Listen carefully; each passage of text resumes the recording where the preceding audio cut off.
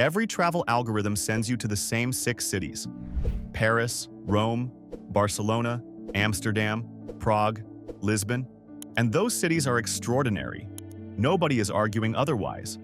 But Europe has over 50 countries and hundreds of cities that have been quietly getting everything right for decades, charging a fraction of what the famous ones cost and delivering experiences that the crowded, overpriced highlights simply cannot match anymore. Today, we are counting down 10 of the most underrated, most affordable, and most genuinely rewarding cities in Europe that almost nobody is talking about. By the time this list is done, at least 3 of these will be on your itinerary. Let us start at number 10. Number 10. Plovdiv, Bulgaria. Plovdiv does not get mentioned in the same conversation as Sofia, which is already an underrated destination by most measures. That is a significant oversight. Plovdiv is Bulgaria's second city, sitting in the Thracian plain between 2 sets of hills. And it carries a continuous human settlement history stretching back over 8,000 years, making it one of the oldest inhabited cities in Europe. That history is not buried in a museum. It is sitting in the open air of the Old Town, where Roman ruins, Byzantine walls, and Bulgarian National Revival architecture occupy the same hillside without apology or excessive signage. The Roman amphitheater in the center of the Old Town was discovered accidentally during a landslide in 1972 and is now used for live concerts and performances. You can watch an opera performed inside a 2,000-year-old structure that seats 7,000 people for a ticket price that would buy you a single cocktail in Vienna. The cost dimension here is where Plovdiv genuinely separates itself from every Western European alternative. Street food, from the banitsa vendors in the central market, the flaky pastry filled with cheese or spinach that serves as Bulgaria's breakfast institution, costs under $1. Plovdiv was designated a European Capital of Culture in 2019, which brought infrastructure investment, improved signage, and a wave of independent cafes and galleries to the Kapana district that has not reversed since the designation ended. For senior travelers, the city's compact Old Town is walkable but hilly. The nearest major medical facility is Plovdiv's University Hospital St. George, a teaching hospital on Perelik Street with emergency and specialist capacity serving the wider Plovdiv region. Plovdiv is connected to Sofia by a 1-hour and 40-minute train journey, costing approximately $5, making it an easy addition to any Bulgarian itinerary without requiring a separate flight. But if Plovdiv's ancient history makes your itinerary list, the next city on this list is going to add something completely different to it, and it involves a coastline that the rest of Europe has somehow agreed not to talk about. Number 9. Kotor, Montenegro. Stop whatever you were planning for Croatia's Dalmatian coast and look 40 minutes south of Dubrovnik. That is where Montenegro begins, and Kotor is what you find when you follow the Adriatic coastline into a bay, so enclosed by mountains that it looks less like the sea and less like a fjord, and exactly like neither and both at once. Kotor's Old Town sits inside medieval walls that climb straight up the limestone cliff behind the city, reaching the fortress of San Giovanni at 260 meters above sea level. The walls are continuous, walkable, and free to climb outside peak hours. The view from the top, looking down over the terracotta rooftops, the blue-black water of Boka Kotorska Bay, and the Venetian Cathedral Bell Tower, is one of the 10 finest views available from any city in Europe. The cost structure in Montenegro sits dramatically below its Croatian neighbor. A double room in a quality Old Town guest house in Kotor runs between $50 and $90 per night during shoulder season, compared to $150 to $250 for comparable accommodation in Dubrovnik's Old Town during the same period.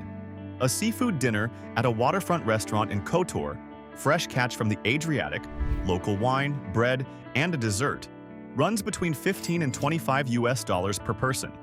The same meal in Dubrovnik costs 2 to 3 times that figure at a comparable establishment. Montenegro uses the euro, despite not being a European Union member, which simplifies currency management for visitors coming from other Eurozone countries. The Bay of Kotor has been designated a UNESCO World Heritage Site, which covers both the natural landscape and the historic town structures. Cruise ships do dock at Kotor, and the Old Town is genuinely crowded between 10 in the morning and 4 in the afternoon during summer months when ships are in port. Arriving before 9 or after 5 resolves that problem almost entirely, And the city's character in the evening, when the day visitors have returned to their ships and the cafes along the Piazza of Arms fill with locals, is completely different from the midday experience. For senior travelers, Kotor's Old Town interior is flat and easily navigated. The wall climb is steep and involves hundreds of uneven stone steps, but it is entirely optional. The nearest hospital with emergency capacity is the General Hospital Kotor on Dobrota Street, approximately 2 kilometers from the Old Town along the Bay Road. If you have not subscribed yet, this is the moment. The next city on this list operates on an entirely different logic from Kotor. It is landlocked, it is Northern European, and the reason it belongs here has everything to do with a cultural scene that its own country has somehow failed to market to the outside world. Number 8. Ghent, Belgium. Every visitor to Belgium goes to Bruges. Bruges is beautiful, that is not in dispute. The canals, the chocolate shops, the medieval guild houses, it earns its reputation. But Bruges is also processing over 8 million tourists per year through a city of just under 120,000 residents. And the strain of that ratio is visible in every interaction and every price tag. Ghent is 40 minutes away by train, costs €4, and is a larger, more complex, more genuinely lived-in city with comparable medieval architecture, better food, a functioning university that keeps the population young and the bar scene alive, and a fraction of the tourist volume. The centerpiece of Ghent is the Grassley and Korenlay, the twin guild house keys facing each other across the Lay River in the city center. The view across the water between them, particularly at dusk when the stone facades catch the last of the light, is regularly described by photographers as the finest medieval streetscape in Northern Europe. And they are not wrong. In Ghent, you walk up to one of the greatest works in art history in a quiet cathedral on a Tuesday morning and spend as long as you want with it. Accommodation in Ghent runs between 80 and €140 per night for a quality central hotel, which is competitive with mid-range Bruges pricing, but delivers a city that actually has a population outside of tourism hours. The Vrijdagmarkt, Friday Market Square, hosts a weekly market and functions as the social heart of the city in a way that Bruges' Market Square, permanently ringed with tourist restaurants, no longer does. Ghent's restaurant scene, anchored by the Flemish stew called Water Zooey that originated here, operates at a quality level that the tourist volumes in Bruges have not incentivized on the same scale. For senior travelers, Ghent is flat, extensively paved, and navigable by canal-side walking paths that require no significant gradients. What comes next is a city that shares Ghent's quality versus crowd logic, but sits in a completely different corner of Europe and carries a food culture that is, by any objective measure, one of the most underappreciated on the continent. Number 7.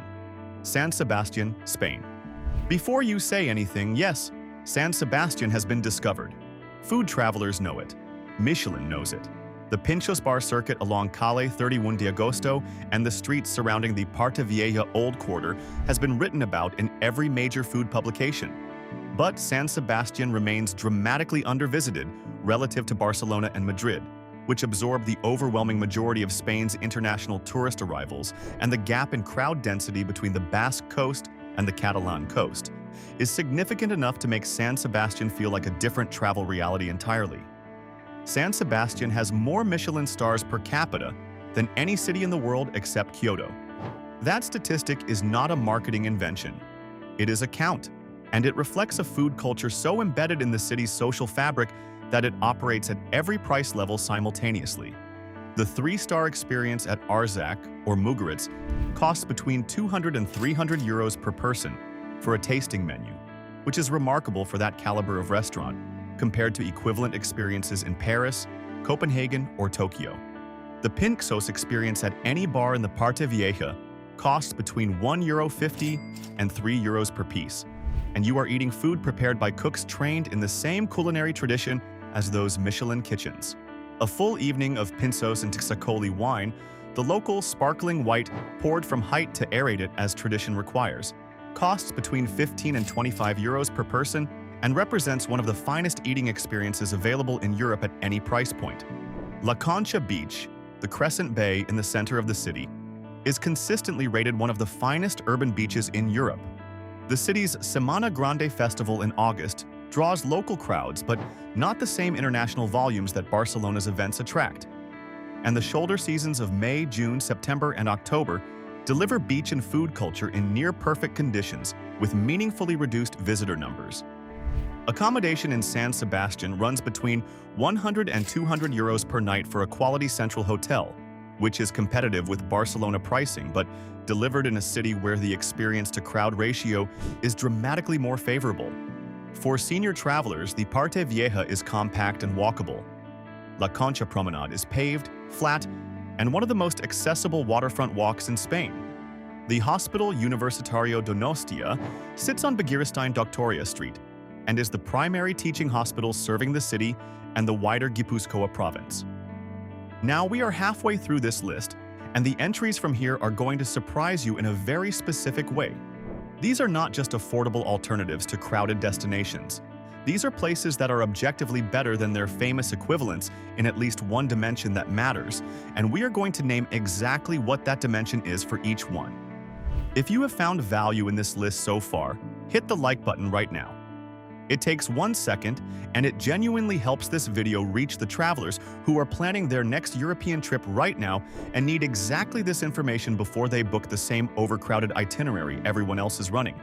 The next city is the one that is going to shock the history travelers watching this, because the historical significance of what it contains has been hiding in plain sight for years. Number 6. Matera, Italy. Italy has Rome, Florence, Venice, and the Amalfi Coast. All of them are extraordinary. All of them are at or beyond their sustainable visitor capacity for significant portions of the year. And then there is Matera, sitting in the instep of Italy's boot in the Basilicata region, which until 1952 was described by the Italian government as a national disgrace due to its cave dwellings, and which was designated a European Capital of Culture in 2019 and a UNESCO World Heritage Site in 1993. Matera is a Sassi city. The Sassi are cave dwellings carved into a ravine, inhabited continuously for an estimated 9,000 years, making Matera one of the oldest continuously inhabited settlements on Earth. The cave district is not a ruin. It is not a reconstruction. It is an actual urban neighborhood of cave churches, cave homes, cave hotels, and cave restaurants that has been inhabited, adapted, and built upon for 90 centuries. Several of the cave dwellings are now hotels, where you sleep in a room carved from tufa stone, with a window looking across the ravine to the opposite cliff face covered in more caves. And the silence at night is the kind that cities have not offered travelers for decades. Prices in Matera reflect its southern Italian location, rather than its extraordinary character. A cave hotel room in the Sassi Caveoso, or Barisano district, the two historic Sassi neighborhoods, runs between 80 and 160 euros per night depending on the level of renovation and the view.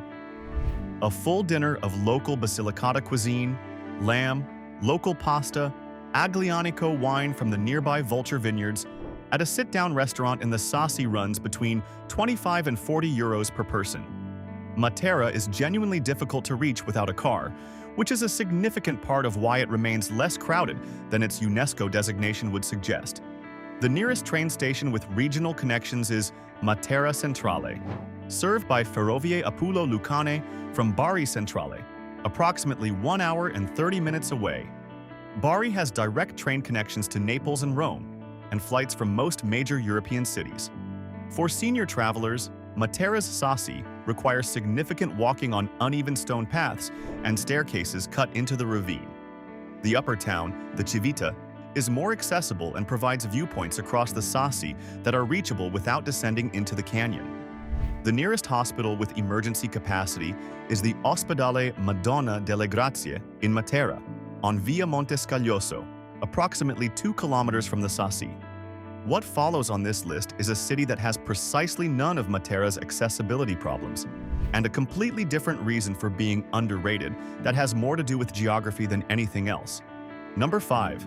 Ljubljana, Slovenia.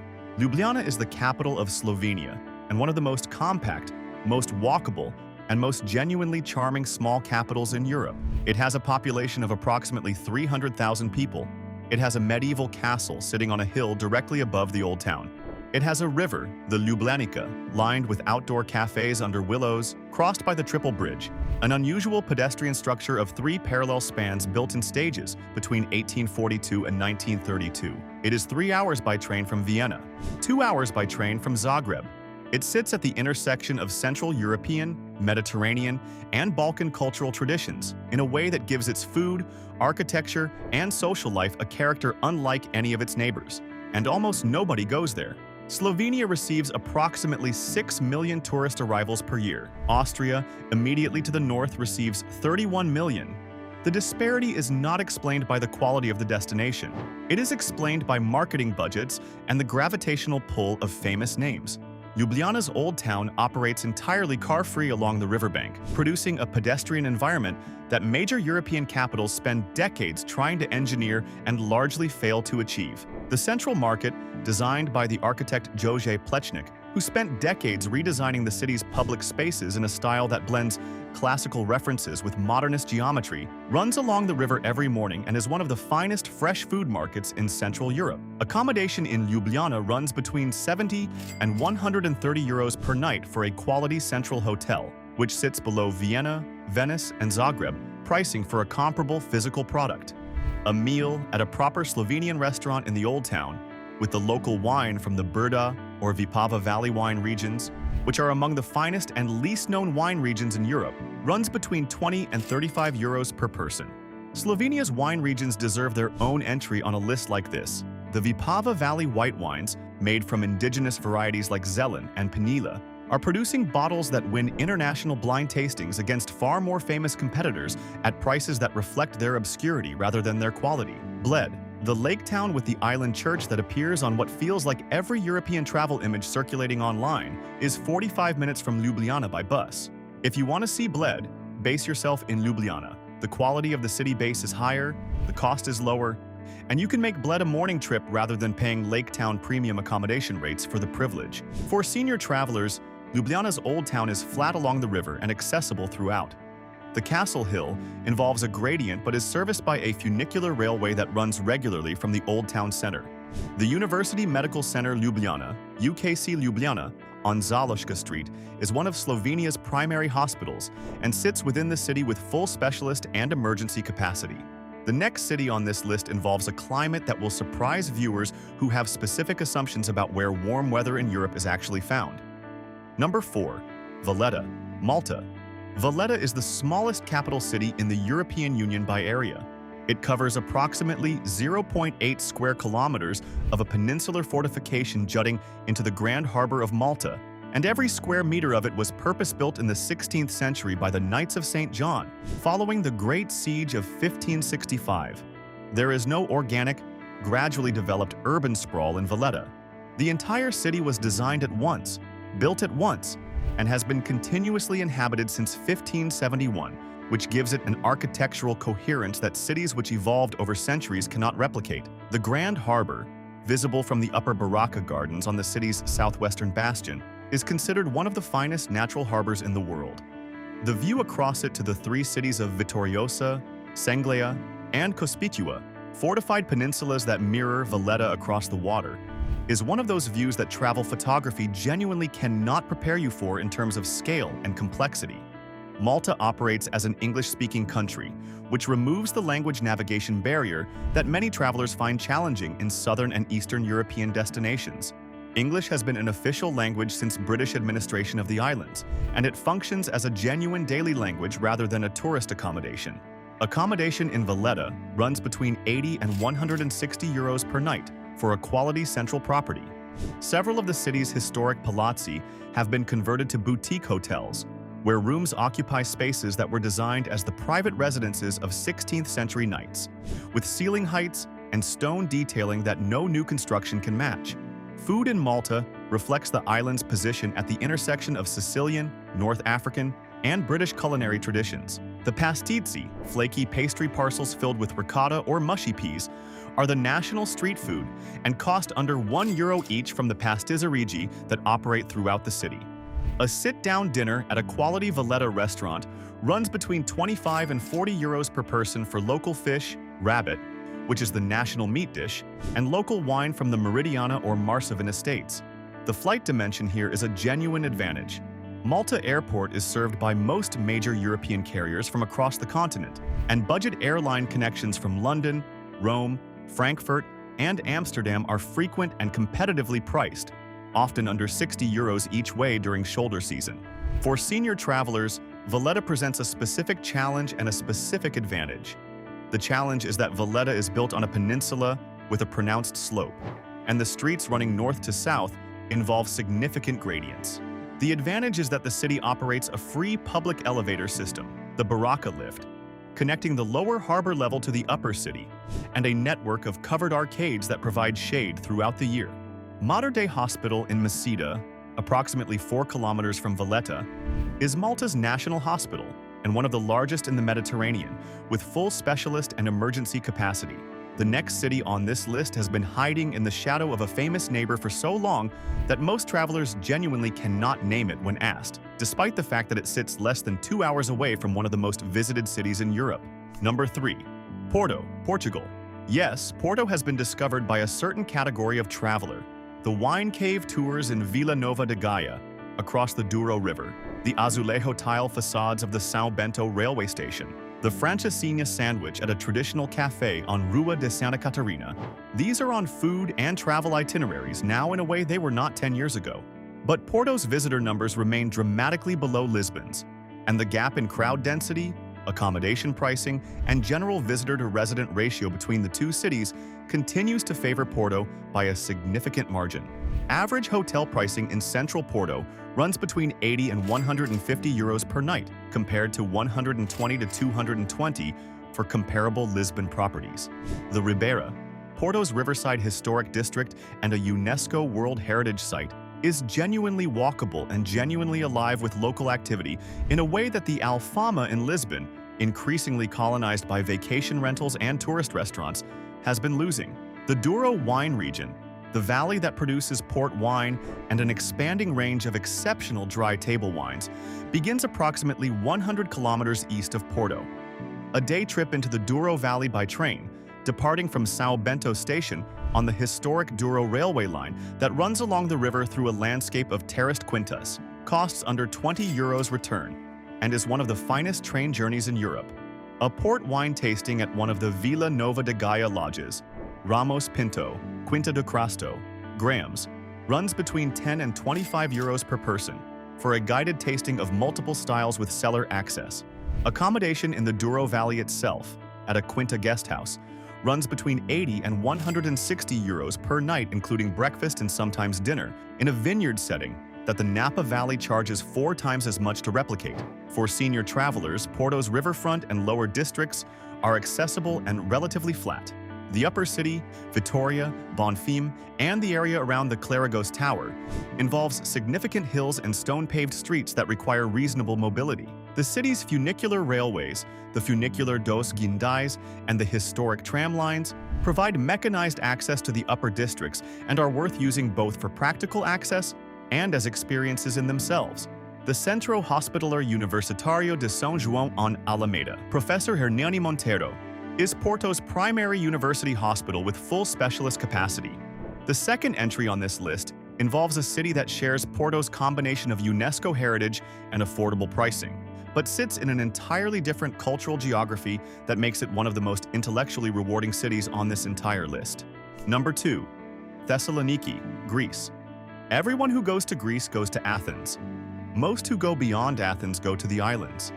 Almost nobody goes to Thessaloniki, which is Greece's second city, its cultural capital by most meaningful measures, and the place where the country's finest food culture, most significant Byzantine heritage, and most genuinely alive street life all converge without a single major cruise ship in sight. Thessaloniki has 15 UNESCO-listed early Christian and Byzantine monuments within the city limits.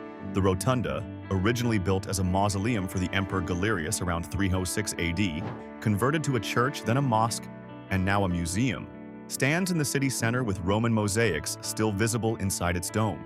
The White Tower on the waterfront, the city's most recognizable symbol, sits at the end of a 3-kilometer seafront promenade that locals use daily for walking, cycling, and the evening volta. the Greek tradition of the sunset promenade that functions as the city's daily social ritual. The food culture in Thessaloniki is better than Athens by the assessment of most Greek food authorities, and it is not a close comparison. The bigatsa, custard-filled phyllo pastry dusted with powdered sugar, served at Bugatsa Bantis on Eleftheriadou Street since 1960, is considered by serious food writers to be the finest example of the form available anywhere in Greece. The taverna culture in the Ladadica district, the former warehouse quarter now housing the city's best traditional restaurants, delivers mezza spreads at between 15 and 30 euros per person that represent some of the finest value in European dining. Thessaloniki's accommodation runs between 50 and 100 euros per night for a quality central hotel, which sits dramatically below Athens' pricing for a comparable product during peak season. The city is served by Thessaloniki Airport Macedonia, with direct connections from most major European cities, and sits at the crossroads of road and rail connections to Bulgaria, North Macedonia, and Turkey that make it a genuine hub for Balkan travel, rather than just a destination. The Aristotle University of Thessaloniki, the largest university in Greece, ensures a permanent young population that keeps the city's music, coffee, and bar culture alive and commercially viable at price points that tourist-dependent cities cannot sustain. For senior travelers, the waterfront promenade and the central Aristoteles Square are entirely flat and extensively paved. The upper town, Anopoli, involves significant gradients and stone streets, but contains the finest surviving Ottoman-era residential architecture in Greece, and is worth the effort or a taxi for the view alone.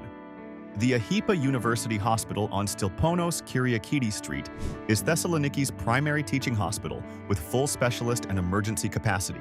One entry left. And this final city is the one that justifies the entire premise of this list because it has been delivering one of Europe's finest travel experiences for decades, while the flights to it have been quietly affordable and the hotels have been quietly excellent and the tourists have been, just as quietly, going somewhere else entirely. Number 1. Tallinn, Estonia.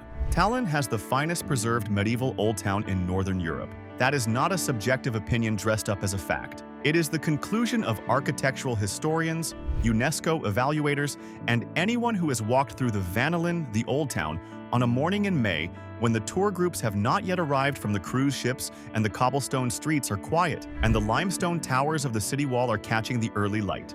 The Old Town was designated a UNESCO World Heritage Site in 1997, and the designation was made specifically on the basis of the exceptional integrity of its medieval urban fabric, meaning the buildings, the street pattern, the city walls, and the public spaces are not reconstructions or restorations in the way that many comparable European medieval towns are. They are the originals. The town hall on Rajkoja Platz, Town Hall Square, has been operating in its current building since 1404. The pharmacy on the corner of the square, Rayaptik, has been operating continuously since 1422, making it one of the oldest continuously operating pharmacies in Europe. The Church of the Holy Ghost, on Puhavaimu Street behind the town hall, contains a carved altarpiece dated 1483 that has never been moved from the building it was made for. These are not museum pieces. They are functional parts of a living city. Tallinn's cost structure is the other half of its argument for this list. A quality double room in a well-reviewed Old Town hotel runs between 70 and 130 euros per night. A dinner of traditional Estonian cuisine at a sit-down restaurant in the Old Town, elk, wild boar, black bread, and locally brewed craft beer runs between 20 and 35 euros per person. A tram ride anywhere in the city on the efficient public transport network costs 1.5 euros. The street food at the Balti Jama Turg, the Baltic Station Market, runs under 5 euros for a full meal at one of the market's permanent food stalls, which serve a rotating combination of Estonian, Russian, Georgian, and Asian cuisine reflecting the city's genuinely multicultural social fabric. The digital infrastructure in Tallinn is, by any objective measure, the finest available in any European city of comparable size. Estonia has been building its digital governance infrastructure since the early 2000s and is the country that invented Skype, introduced internet voting in 2005, and operates the world's most advanced digital public services system. The practical result for visitors is that the city's public Wi-Fi, transit payment systems, and municipal services operate at a standard that cities 10 times its size have not matched. Tallinn is served by Lennart Meri Tallinn Airport, 3 kilometers from the Old Town, with direct connections from most major European hubs, including London, Helsinki, Stockholm, Frankfurt, Amsterdam, and Warsaw. Budget airline connections make it one of the more accessible Northern European city break destinations from Western Europe, with return fares frequently available, under €80 from London and under 50 from Helsinki. The Helsinki connection deserves specific mention. A high-speed ferry crossing from Helsinki to Tallinn takes 2 hours and costs between 25 and €50 return, meaning that a Tallinn visit is an entirely feasible addition to a Helsinki itinerary that requires no additional flight. For senior travelers, the Tallinn Old Town presents the same challenge as most medieval cities. The cobblestone streets require reasonable mobility and are uneven in places. The lower new city below the Old Town, the Kesklen district, is extensively paved and flat, with the wide boulevards and modern infrastructure that the Old Town's medieval layout cannot provide. The North Estonia Medical Center, Palja Eesti Regional Haigla, on J. Sutista Road, is Tallinn's primary hospital and one of the finest in the Baltic region, with full specialist and emergency capacity and English-speaking staff at all levels of service. Here is the truth this entire list has been building toward. Europe's most extraordinary travel experiences are not concentrated in the cities absorbing the majority of the tourist budget. They are distributed across a continent of 50-plus countries in cities that have been quietly maintaining their architecture, their food culture, their community life, and their affordability, while the famous destinations have been slowly becoming versions of themselves designed for visitors rather than residents. Plovdiv, Kotor, Ghent, San Sebastian, Matera, Ljubljana, Valletta, Porto, Thessaloniki, Tallinn. Every single one of these cities can be visited for less money per day than a mid-range hotel room costs in Paris or Amsterdam. Every single one delivers an experience that the famous alternatives, at this point in their tourism development, simply cannot replicate. The best version of a European trip is not the one the algorithm builds for you. It is the one you build when you have accurate information about what is actually there. Thanks for watching. If this list changed even one destination on your European itinerary, tell us in the comments which city you are adding and which one you are replacing it with. We want to hear that conversation. And if you want more lists like this one, covering affordable, underrated, genuinely extraordinary destinations across every continent, click the next video on the left. We are covering underrated cities in Asia next, and at least 2 entries are going to completely change where you thought you were going.